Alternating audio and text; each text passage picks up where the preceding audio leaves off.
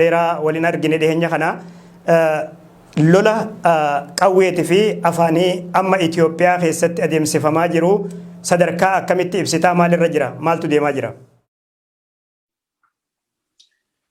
Waan afeerteef galatoomi Badrii waa'een biyya keenyaa egaa wanta hamma hin jedhamne hamma amanamuu hin dandeenye ol deemeera waa'een biyya kanaadha baay'ee fagaatee deemeera wanti biyya sana keessa jiru eessa jirraa yoo na gaafatte ta'e waa'ee dhimmi keenya anis dhimmi koos waa'ee Oromootiif waa'ee Oromiyaati waan ta'eef achirraan ka'a.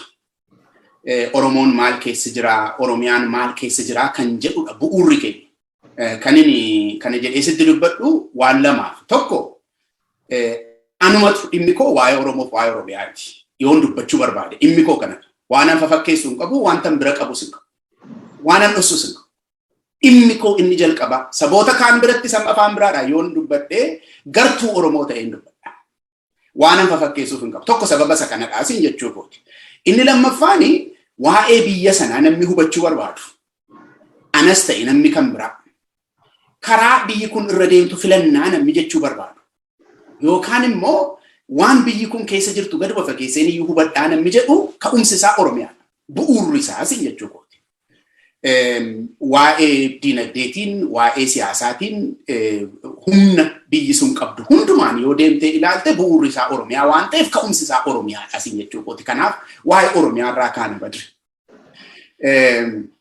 Oromiyaan har'aa akkuma namni hundumtuuyyuu beeku danqama guddaa keessa galeetu jira. Danqamni inni keessa galee inni jalqabaa humna uummanni Oromoo ofirraa loluudhaaf umurii isaa guutuu itti fixe sirna nafxanyaa kan jedhamu Oromoo aadaa isaaf afaan isaa duwwaatu hin ta'in akkuma sabaatti iyyuu akka inni jiraatuuf kan heeyyama kennuu hin barbaanne sirna akkasiitu mootummaa ta'ee biyya sana keessa jira.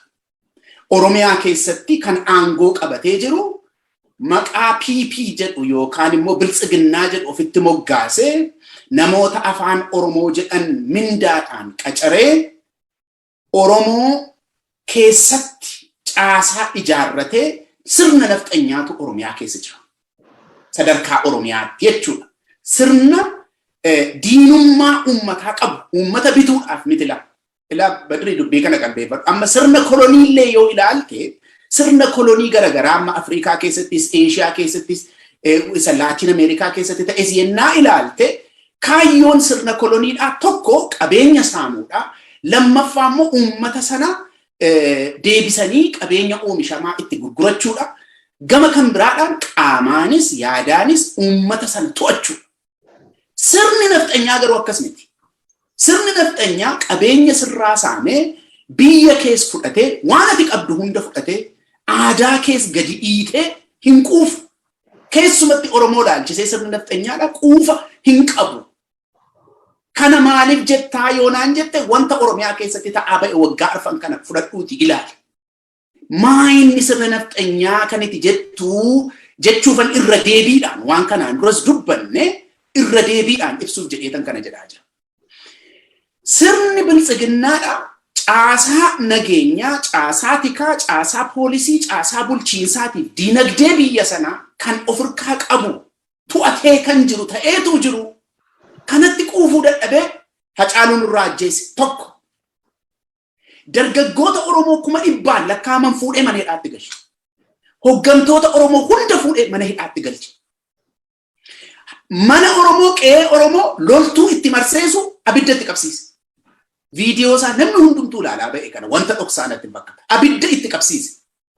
Gujii deemee abidda itti qabsiise.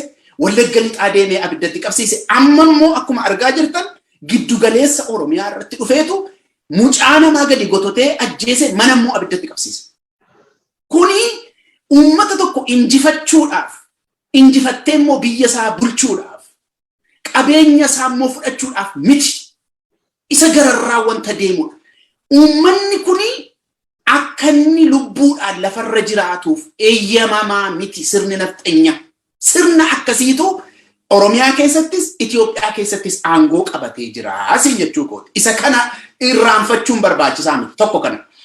Rakkoon biyya sana keessa jiru hundumtu kanarraa madda. Rakkinni biyya sana keessa jiru, rakkinni Oromiyaa keessa jiru kanarraa madda. Waraana bilisummaa Oromoo wanti daggala keessa dhaabee achi as qawwee dhukaasisu rakkoo kana. Uummanni Oromoo lubbuudhaan jiraachuu dadhabuu isaati. Waa'ee aangoo siyaasaa duwwaa. Lubbuudhaan jiraachuudhaa fi eeyyamamaa hin miti sirni kun. Kanatu waraana bilisummaa Oromoo daggala keessa dhaabee achi as lolchiisaa jira. Tokko kan. Gama kan biraadhaan immoo warra kanaan dura hidhe sirni kun warra kanaan dura hidhe gamtokkee gadhiisee gamtokkee mana dhaabbamise. Inni kuni dogoggoraan yookaan immoo wanta manni murtii ofii fedhee godhe miti. Imaammata siyaasaati inni kun immoo. Maa inni imaammata siyaasaa jechuudha. Imaammati siyaasaa sirni nafxanyaa amma aangoorra jiru kun qabu Oromoo yoo Oromoodhaa wajjiniin walitti duulchiste malee Oromoon inni tokko ijaaramee qindaa'ee horiin kennamee fi qawween kennamee fi isa tokko irratti yoo duule malee Oromoo injifachuu hin dandeenyu kan jedhu imaammata sirna biltsiginnaati. Isa kana immoo jetteedhaaf waan ta'e duwwaarra sitti dubbachaa jira miti. Afaaniin jalqaba dubbateetu abiin isa booddee hojiirra oolche. Viidiyoosaa ammaa jira viidiyoonsaa. Amantiidhaaf naannoodhaan nu qooduuf jedhee viidiyoonni dubbatu tokko yoo hin yaadatte isin jechuudha. Namni muummicha ministeeraa biyya hammana ga'uu ta'e tokko Oromoo walitti qabee jaarsolii Oromoo dargaggoota barsiisota hunda walitti qabeetu maal jedhaan Oromoodhaani naannoodhaaf amantiidhaan walitti duduulchisuuf jedhu piroojeektii lama qabu tokko waa'ee naannooti tokko waa'ee amantiitiidhaan Oromoon immoo taa'eetu harka rukutaa. Tokkummaa qabaachuutu nurra jiraa jedha. Garuu wanti inni jedhaa jiru inni haasaa nafxanyaatiin wanti inni jedhaa jiru haasaa inni guutummaa keessatti taasise keessaa ergaa sana argachuu dandeessa.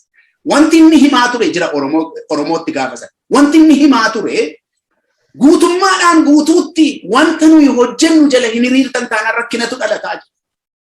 Waan nuyi hojjennu jala hiriiruu qabdu, waan nuyi jennu jala hiriiruu qabdu jedha. Biltsiginnaa jechuudha. Kana ta'uu baannaanii jechuu saatilaa. Wanti inni sitti himaa jiru. Kana ta'uu baannaan Oromoo keessa billaa lamatu jira. Billaa lama sana fuudheen ittiin ciree isin bitaa isin jedhaa jira. Kana dubbatee raawwateetu Oromoo walitti bobbaase. Qaama poolisii kanaati isin jechuu kooti gam tokko hiikanii gam tokko gadhiisuun nagaa barbaacha yookaan immoo manni murtii ofiisaatti fedhee waa inni murteesse miti. Maaliif manni murtii walaba miti. Manni murtii damee qaama bulchiinsaati amma Itoophiyaa keessatti. Kanaaf manni murtii bulchiinsaan ajajamaa isin jechuu kooti. Kanaaf rakkoo hamma kana keessatti uummanni immoo gidiraa keessa galeelaa. Biyyi sun maal keessa jira waan itti naan jettee nama kana haasaa jira. Yeroo sirni nafxanyaa uummata kana balleessuudhaaf hojii hojjetu.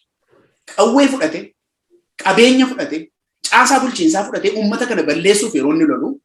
Waraanni bilisummaa Oromoo immoo lakki hin bannu lubbuudhaan illee yoo ta'e jiraachuutu nurra jira. Yeroo inni achi as lolu uummati immoo gidduutti gidiraa keessa jira. Diinagdeen biyyattii hin urraaye. Biyyi sun hin mancane. Rakki Oromiyaani kibbarraan, lixarraan, giddugaleessarraan, kaabarraan lola keessa jirti. Lola inni tokko lubbuudhaan jiraachuuf taasisuu fi inni tokko immoo lafarraa baduu qabduu jedhee lolanni taasisu keessa jira uummanni keenya. Kana gidduutti danqamee jira biyyi Oromiyaadha. Isa Tigraay waan ati argaa jirtudha. Wanta biyya sana keessa jiru waan amma Oromiyaa keessa jiru kanarraa kaaneetu haasa'uu dandeenya sin jechuu kooti badree. Tolime Dr. Ittaan Abtee dhimmi waraana bilisummaa Oromoo siyaasa Itoophiyaa keessatti yeroo ammaa dhimma ijoodha. Waraanni bilisummaa Oromoo qaama marii biyyaalessaa yookaan ammoo qaama marii akka ta'uuf dursa maaltu hojjetamuu qaba jettaati akka nama siyaasaa Oromoo irratti yeroo dheeraa hojjetaa jirutti maaltu godhamuu qaba? Akka amma jettutti immoo kan biyya bulchaa jiru sirna nafxanyaati. Sirna nafxanyaa waliin dubbachuun danda'ama. Gaaffilee lamaan kan walitti qabaatin adeemsa. Ilaa Badri amma yeroo gabaabaadhaa asitti ji'a tokko lamaa asitti yaada dogoggoraa bal'aatu adeemsifamaa jira siyaasa Oromoo keessatti. Yaada dogoggoraa guddaa. Yaadi dogoggoraa kun maaloodha? Marii waan jedhamu. Marii mari'achuu waan jedhamu. Eenyu wajjin mari'attaa? Sirna nafxanyaa Abiy mataatti ta'ee wajjiniin mari'attaa jechuudha. Marii biyyoolessaa kan jedhu bocee jalqabaa kaasee amma dhumaatti kan qopheeffate sirna nafxanyaa Abiy mataatti ta'e. Waan isaaf ta'u hojjetataa jira. Kaayyoon isaa maal akka ta'e jarriyyuu dubbatanii. Aangoo hiruudhaaf yookaan immoo rakkoo biyya sanaa furuudhaaf miti kan kun taasifamu. Kuni wanta aangoo jedhamu waggoota arfan dhufuu fi namni tokko iyyuu nu gaafachuu hin danda'u jedhee dirreetti ba'ee sitti meera. Wanti taasiftu tokko iyyuu hin jiru waa'ee aangoo jechuudha. Cufamaadha inni. Mariin kun kan taasifamu aangoo irratti jara jabeessuudhaaf rakkoon biyya sana keessa jiru afuura baafatee dhufee waltajjii tokko irratti akka inni haasa'ee galuuf innumti iyyuu warra qawwee baatu hin dabalan. Kanaaf yaada dogoggoraa jaraa wajjiniin yoo waraanni bilisummaa Oromoo dhufee itti dabalame yoo TDF dhufee itti dabalame mari'achuu dandeenya warri jedhanii dubbatan jiru. Dogoggora inni mataan isaa waraanni bilisummaa Oromoo dhufee hooggansa Abiy jalatti mariidhaaf mari'adha jedhee homtuutu hin jijjiiramin mari'adha jedhee yoo dhufee kan taa'u ta'e hin godhuuf malee yoo dhufee kan taa'u ta'e dogoggora guddaa. TDF homtuutu hin geeddaramin haala amma jiru kana keessatti dhufeetanii national dialogue ma bilisiginnaan jedhu kana keessa hirmaadhaa yoo jedhe hin godhuuf malee dogoggora guddaa wanta ta'u miti isin jechuu kooti. Maaliif yoo naan jette rakkinni biyya Itoophiyaadha. Humnoota biyya sanaa gararraa deemeera. Of danda'ee gurmuun biyya sana keessa jiru tokko walitti qabamee of danda'ee rakkoo biyya sanaa furuudhaaf humna keenya gararraa deemeera dubbichi. Eenyu wajjiniin mari'atee fala fiduu hin danda'u la Badrisitti himaa. Maaliif yoo naan jette amma Oromoo hawwansaa jalaa salphistee qeesaa jalaa gubdee dargaggoota isaa gotottee ajjeeftee bineensa immoo nyaachiftee nama akka Hacaaluu ajjeeftee awwaala immoo dhowwite ajjeesuu duwwaa miti beekilaa Badri. Takka waan daganuu natti fakkaata waan nurra ga'aa jiru kanaaf dubbachuu barbaada. Ajjeeftee nama akka Hacaaluu awwaalcha dhowwite kottaa hin mari'annaa waa'ee nagaa jechuun jalqaba itu humtuun eegalamin arrabsoodha. Turfii guddaadha. Eenyu wajjiniin mari'attaa kaleessa warra maree barbaannaa jedhamee ituu sitti iyyamu biyyi kun mareedhaan malee ce'uu hin danda'amu tuu sitti jedhamu hi'iyyoo ana malee namni hin jiru ana malee namni furmaata fiduu danda'u hin jiru jettee isa kaan ajjeefte isa kaan hiite isa kaan biyya ariitee erga aangoon tolfadha jettee biyya kana balleessitee eenyutu si amanee si wajjiniin ta'a eenyutu eenyuun amanaa si jechuu kooti. Oromoon amma Abiyyiin amanee wajjiniin marii dhaqataanaani qalamuu isaatiif itti gaafatamaan Oromoodha malee Abiyyiin miti. Kana booddee rakkina dhalatuufis itti gaafatamaan Oromoodha malee Abiyyiin ta'uu hin danda'u. Mee asirratti Dr. Ittaana ajajaan waraana bilisummaa Oromoo olaanaan Marroo Dirribsaa dhiyeenya kana gaaffii deebii godhe keessatti bakka qaamni sadaffaa walabaa jirutti taa'anii mari'achuun rakkoon qabu yaada jiru kaasee jira. Kayamma jettan kana wal faalleessaa qaamni sadaffaa walabaa jedhamu kuni dhuguma madda rakkoo siyaasaa Itoophiyaa keessattuu isa kaayyuuf akeeka irratti bu'uura godhate kana hundirraa furuudhaaf hagam takka bu'a qabeessa jettanii yaaddu isin. Isan jedheen siiti xalaa Badri jalqaba. Wal amanuutu barbaachisa jalqaba walitti qabamuudhaa fi waan amantuu qabaachuu qabda bara. Amma kottaa hin mari'annaa walitti naannofnee mari'annaa gaafa jettu jalqaba nageenyi kee eegamaa ta'uutu irra jiraata. Akka hamaan sirra hin geenye mirkanaa ta'uutu irra jiraata. Eegalee nageenyi nama hundumaa wal qixxee eegamaa ta'uutu irra jiraata. Wanti nama tokko iyyuu bir'achiisu jiraachuun irra hin jiraatu. Inni tokko qawwee teebilii irra kaa'ee inni tokko immoo dabtaraa fi iskiriiptoo qabatee walii wajjiniin taa'uun mariin jedhamu. Harka kennachuu jedhama. Yoo wal dhossina ta'e malee harkan kennadhaa kottaa harka kennannaa jedhama wanta akkasii. Malee inni tokko qawwee achirra kaa'atee inni tokko immoo dabtaraa fi iskiriiptoo qabatee marii wanti ta'u hin jiru. Wal amantaarraa ka'aasin jechuudha. Uummata Tigraayiin Eertiraa affeertee ittiin ficcisiistee raawwattee loltuu Itoophiyaan qabdu hundatti bobbaaftee naannessitee beelessitee dhukkubaan fixxee kottaa hin mari'annaa hin danda'amaa wanta akkasii bada. Kanaaf qaama sadaffaa dubbii Marroon jedhe suni dubbii ijoodha. Sigalee humna biyya sanaa gararraa ba'eeraa inni siin jedhu kana. Jaarmiyaan sadarkaa addunyaatti fudhatama qabu. Jaarmiyaan namoota hunda biratti amanamummaa qabu dhimma waan kanaa yoo fudhate irraa kan hafe Abiyyiin jalatti miilla Abiy jalatti walitti qabamtee laa Waaqayyo sitti agarsiisu. Namicha Hacaaluu ajjeesee awwaala dhowwee reenjarii uffatee akka kormaatti gadi ba'ee geerare. Sigalee Hacaaluu ajjeesee awwaala dhowwee ana malee dhiirri hin jiru jedhee reenjarii uffatee kan sitti geerare. Isa hoogganaa godhatteetu isa jalatti walitti qabamtee marii godhatta taanaani itti gaafatamummaan dhiiga Oromoo hundumtu Oromoo irratti ol ka'a. Maleessaa Abiyyiin miti. Kana booddee Oromoon dogoggora akkasii keessa gala taanaani itti gaafatamummaa isaa kan fudhatu hayyootaaf hooggantoota Oromooti maleessa nafxanyaa miti. Kanaaf wanta tokkotu beekamuutu irra jiraata. Marii jechuun ilaa Badri. Marii jechuun hiika baay'eedha qaban negotiation wanti jennu kun. Negotiation wanti jedhamu afaan Oromootti tarii inni marii jennu bakka bu'a ta'een bu'u ta'e hin beeku. Negotiationiin hiika baay'ee qaba. Jalqaba negotiationiin kan taasifamu nama humna qabu tokkoo fi isa biyyirraa fudhatamee homaa dhagaaman qabne gidduutti miti. Hin ta'u akkasittiin marii. Marii miti kan jedhamu. Fakkeenya tokkoon sii kennatu fagoon naqin waa'ee TDF fi waa'ee Abiyyi fudhadhu. Amma TDF wajjiniin mari'achuu nan barbaadaa jedhe Abiyyi. Garuu Oromoodhaa wajjiniin mari'achuu nan barbaadaa jedhe. Sii galaa dubbiin kun. Humna kee haala amansiisaadhaan funyaan isaa rukuttee funuunsuu akka dandeessu mirkanaadhaan agarsiisuutu sirra jira. Humni kee jabaa akka ta'e ofirratti of eeggachuudhaan jabaa akka ta'u. Namni qe'ee kee saamuu gaafa dhufe, si weeraruu gaafa dhufe, si ajjeesuu gaafa dhufe, funyaan rukuttee ofirraa deebisuu akka dandeessu haasaadhaan itoo hin ta'in hojiidhaan agarsiisuutu sirra jira. Siyaasni Itoophiyaa lafi inni jiru eessaa yoonaan jette iddoo kanarra jira. Humna qabda moo hin qabdu? Gaafa humna qabaatte mariidhaaf barbaadamteetu affeerama. Gaafa humna hin qabne immoo kan ittiin ga'isan, kan ittiin taphatan taata. Kanaafidha amma yeroo kanatti dargaggoon Oromoo hundumtuu falli keenya isa waraanatti makamanii sirna nafxanyaa ofirraa lolan jedhee kan inni fudhate. Achirraati achi as deebi'a. Biyyi nagaadha. Marii mari'annaa jechuun Oromoo qalamuu isa marsaa lammaffaatiif isa as deebii hin qabneef Oromoo qopheessuudha. Itti gaafatamummaan inni kanaan duraayyuu irraanfatame. Inni kanaan dura dogoggorri godhameeyyuu irraanfatame. Hayyoonni Oromoo dhagaama qaban. Biyyi nagaadha jedhanii ituu qawween sirna nafxanyaa harka jiru, ituu qawween OPDO harka jiru.